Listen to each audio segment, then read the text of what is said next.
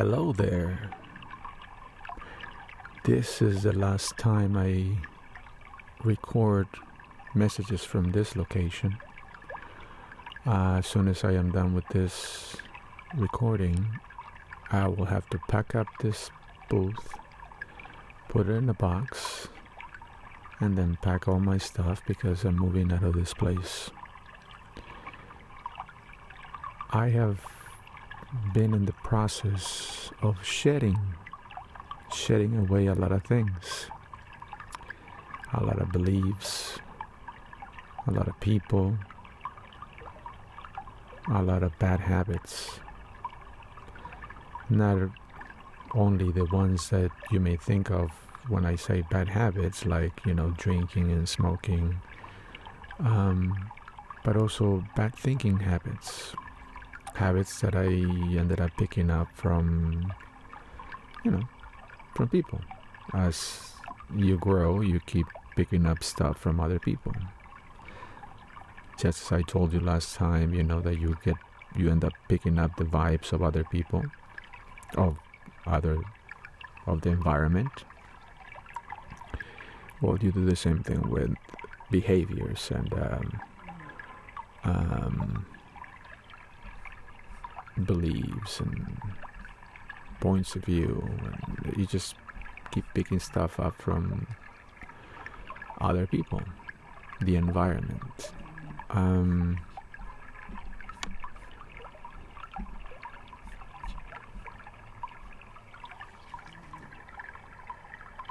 This makes me think a lot of the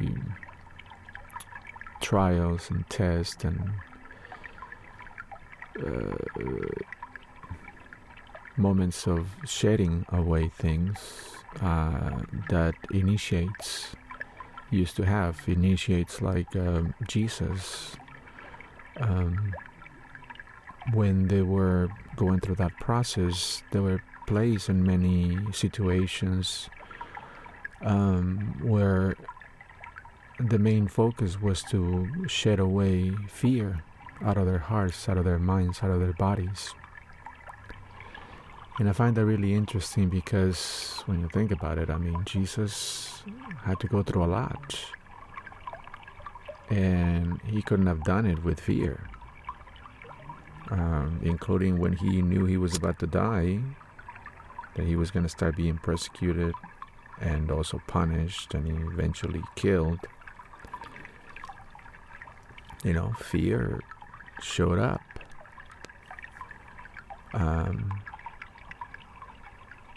But with, the process of transmutation, or, the process of talking sense into yourself, and obviously, talking to our Father,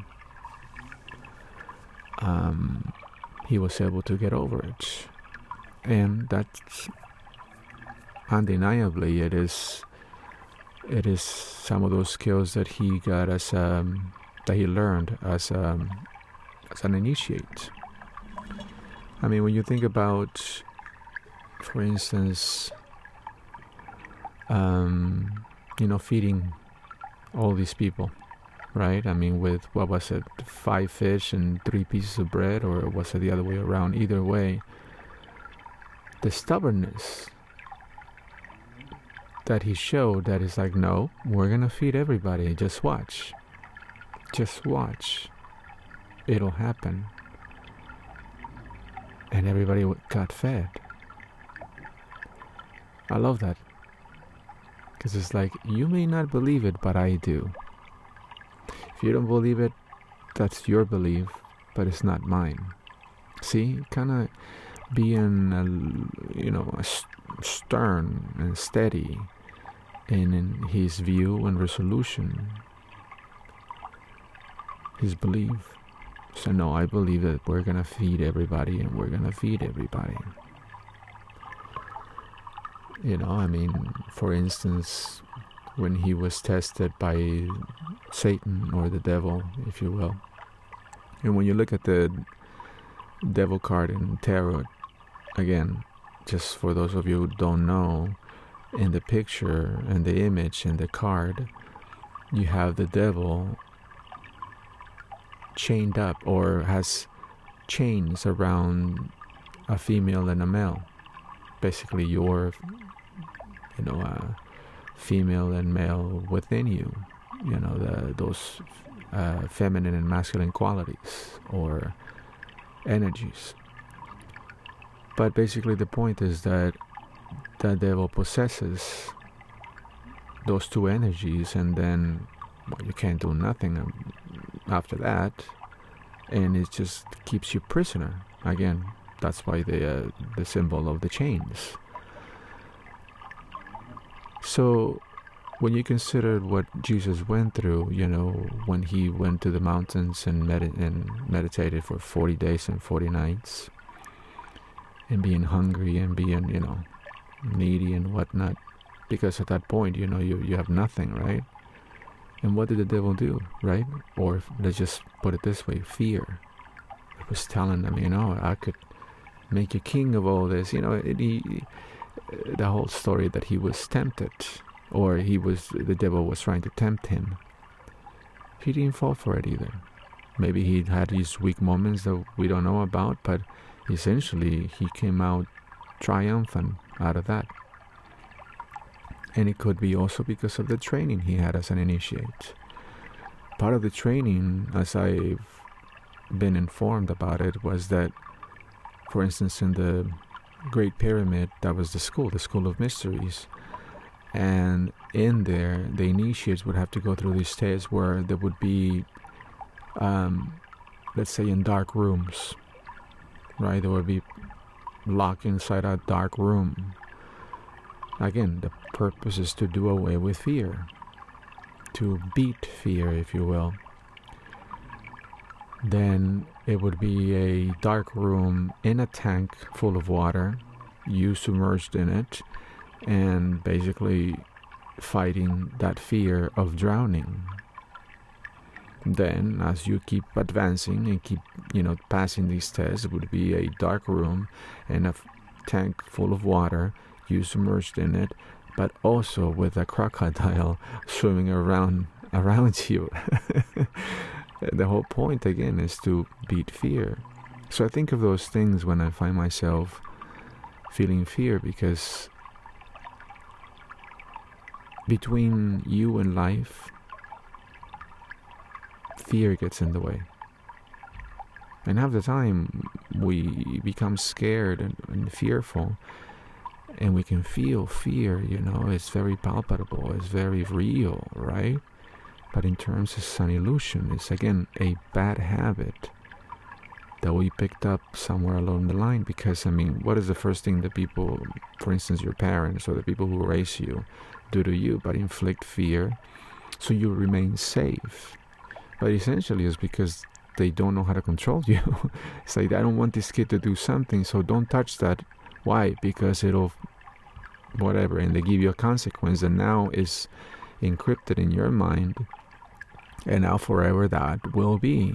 Like I told you, I'm walking around this neighborhood that I do not like, because it's just, there's fear all around. Everybody's scared, everybody's terrified, and they do awful things because of it. There's a lot of people who are scared of dogs. And I don't know if you've seen my Bubba. My Bubba is a cute little beagle. And I have had children and adults literally go, oh, when they see my dog. Because they're terrified. Now, why is that? Because somewhere along the line when they were growing up, somebody said, do not touch dogs. Why? Because they bite. And forever and ever, that's been the case. And maybe they did go through a period or an event where a dog was vicious to them, but why do you think that happened? Because they were already scared by them, right?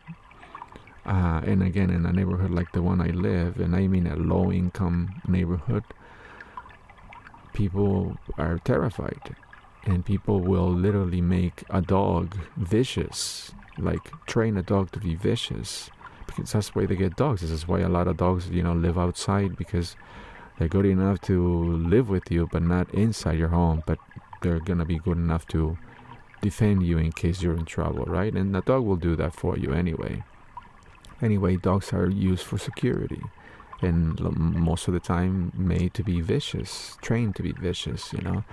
And this is why most people are scared of dogs, but essentially between you and the dog stands fear. And that ruins the whole situation, the relationship between you and the dog. And it's the same thing with life. It's the same thing with bills. It's the same thing with money. It's the same thing with the government. It's the same thing, you know. There's always you and that object, but then there's fear in the middle. Because again, you picked it up somewhere along the line. Somebody taught it to you. And it was most of it just so you could learn consequences, but it wasn't that the consequences were really real. It was just something to tell you so you wouldn't go there. You know, like, don't touch the stove. Why? Because you'll get burned. Right? And like I mentioned before, what if you were born to be a chef? You know, you will forever stay away from the stove. Even though it's something that it would probably be something that could eventually feed you or make you a very important person in the world, make you serve your purpose. So between you and life, fear has, you know, been placed. And although most of these things are illusions, these, you know, plays that we see in our heads, a lot of them don't even happen.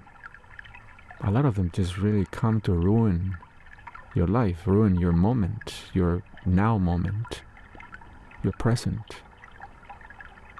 And yeah, we could be completely immersed in it and feel like it's real. It's real. I know this is real. Fear is real. But it's really an illusion. But better yet, a bad habit that you picked up along the line. I grew up, or I was raised by very, very fearful people. And they taught me to fear everything. And after seeing so many miracles, after seeing that angels are real, because they have proved it to me, after seeing so many miracles happen all the time, and you know why? You know what really the truth about miracles is that there's no warning for them happening. They just happen. All of a sudden, boom, you hit you strike it lucky, or a blessing comes in. Again, like I mentioned before, just like the sun rays breaking through the clouds with no warning. They just do. They just show up. So the best thing to do is just to expect them, especially when you're starting to feel fear, you know, kind of to transmute that emotion, to start thinking, or, you know, whatever you can use really just to get you to leave the chains of the devil. So you're no longer a prisoner. So your creative powers are not hijacked to create awful things for yourself. But essentially that illusion attacks you and ruins your now moment, your present. And all it is a bad habit. So with training, because again, as an initiate, you need training, you need practice. You need to get on this.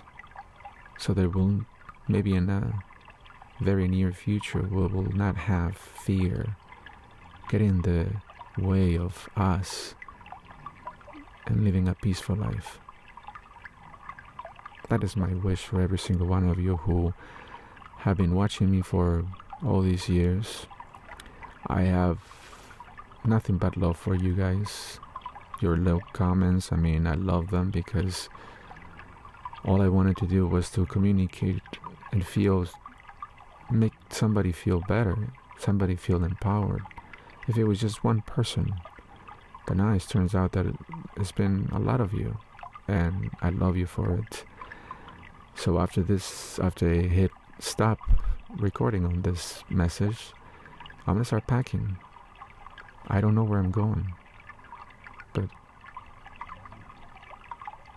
I have to get out of this place. It's time.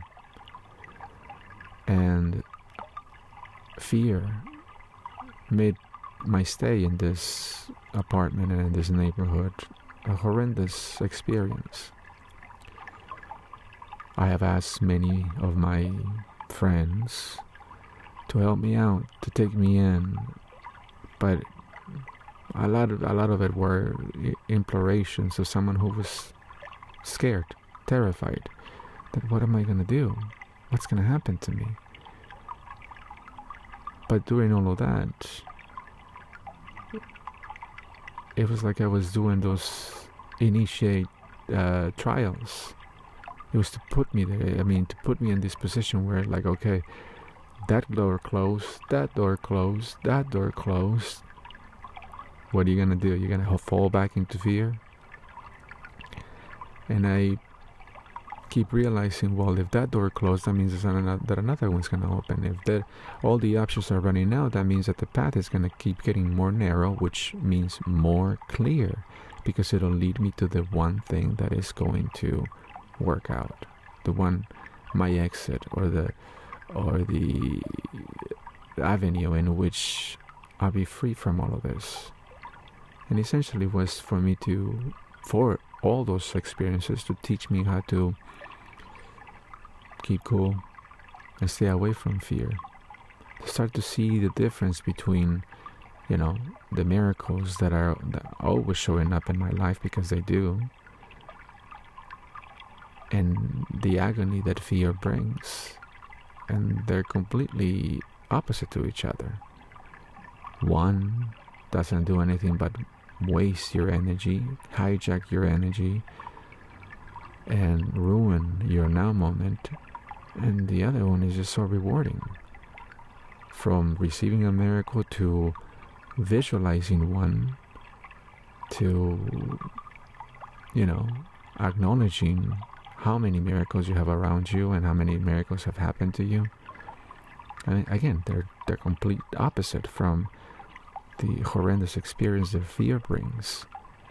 So why do we always bring fear into the equation? Because it's a bad habit. A bad habit that we can get rid of. I was terrified now that the expiration date when it was approaching, but it's been approaching for quite some time, and all that time I was fearful and miserable. But it was all to teach me how to do away with it. That now that I'm literally here now at the finish line, I'm no longer afraid. Because throughout this whole time, my angels have been with me, especially Archangel Michael. And whenever I ask for help, whenever I ask Archangel Michael to give me strength, he always comes through. Whenever I ask Archangel Michael to help me through the day, to give me strength, to protect me, to bless me, he always comes through. Always leaving me messages. I mean, let's just be honest. When you ask the angels for help, they always come through. And after seeing all of that, I can't worry anymore, because my miracles keep happening. And again, they just show up. There's no warning. I mean, the signs and the symbols are basically the repeated numbers and whatever symbols they give you. It is to make you feel better, and it is to let you know help is on the way. And guess what? It arrives. So why should I be afraid when I know that there's all that help? When I know that if I ask for help from the angels, they always deliver. Especially Archangel Michael. So, should I be afraid that I gotta literally move out tomorrow? That I gotta start packing and I still don't know where I'm going? But as a Sagittarius, I'm supposed to be an adventurer. I'm supposed to be a traveler. And I love traveling. But ever since I've been a kid, I haven't found that sense of stability. My parents couldn't offer it to me. It was always moving. I never felt really safe and secure. But now, I'm learning how to do that. And I'm telling you, it's the complete opposite from fear. It is this redeeming, this wonderful feeling, that faith is. It brings you that security, that faith. And I'm not just believing in, being faithful or having faith just for no reason. I have been given many reasons to have faith. So, approaching the end of my stay in this apartment and having to pack all my stuff and leave, I'm gonna get rid of a lot of this stuff because a lot of the stuff I don't need. I kept it around out of fear that I may need it in the future. So just like the Fool and the tarot cards, I'm just taking a leap of faith. Some people may call it a quantum leap, and it feels like it, because without fear, life is just beautiful. Life is just a miracle full of miracles. So,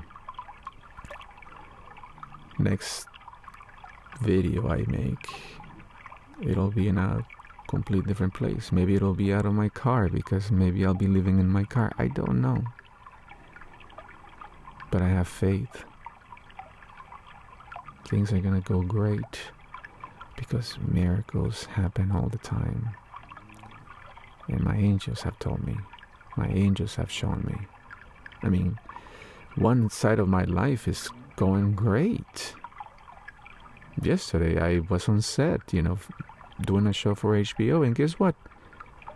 I don't know where. They just invited me to go back next week. See what I mean about miracles just showing up? Well, all of a sudden, here they are. I mean, of course, I put it out there. It was like, oh, I hope that when I'm there, I book another job. And that happened. Because my power wasn't hijacked by fear, creating something awful, right? I wasn't focusing on, oh my God, what could happen? Nope.